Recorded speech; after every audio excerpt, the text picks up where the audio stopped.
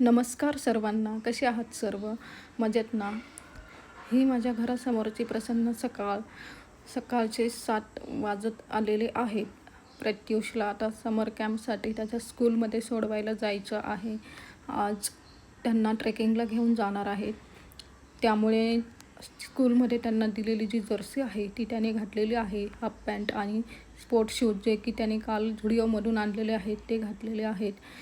हे काही ट्रेकिंग करतानाचे फोटोज आणि व्हिडिओज स्कूलने पाठवलेले आहेत. पांडवलेणीवरती त्यांना ट्रेकिंगला घेऊन गेलेले होते. 11 वाजता मी प्रत्युषला घ्यायला गेले. 11:15 नंतर मी तिथे पोहोचले असेल. आज कोणीही पॅरेंट्स आलेले नव्हते, कारण काल त्यांनी खूप उशिरा सोडलं होतं मुलांना. पण आज ट्रेकिंग करून ते लवकर शाळेत पोहोचलेले होते आणि एका झाडाखाली त्यांनी सर्वांना बसवलेलं होतं. मी एकटीच पॅरेंट अशी होती की जी लवकर गेलेली होती. मला बघितल्यानंतर प्रत्युष लगेच गेट उघडून बाहेर आला. मग मी त्याला घेऊन निघाले. ट्रेकिंग केल्यामुळे तो दमलेला दिसत होता.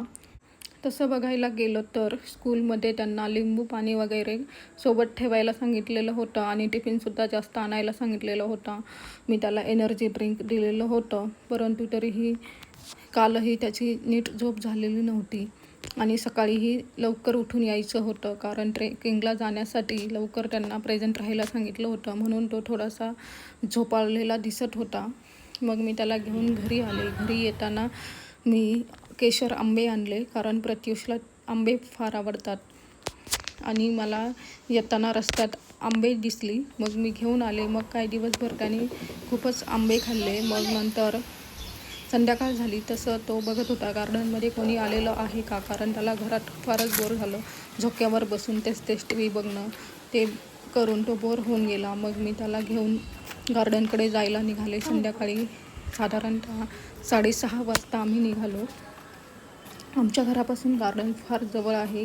इकडे या एरियामध्ये 2-3 गार्डन असतील, परंतु हे गार्डन आम्हाला फारच जवळ आहे. 2-3 बंगले सोडले की लगेचच गार्डन आहे.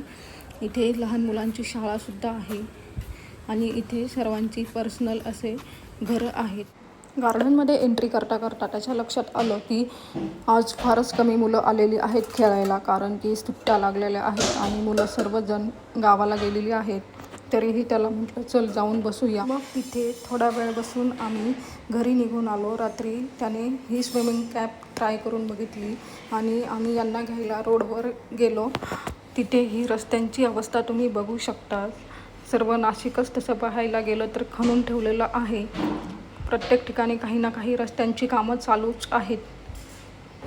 मग काय आम्ही त्यांना घेतलं आणि आम्ही घरी गेलो. अशा प्रकारे आमचा दिवस गेलेला आहे.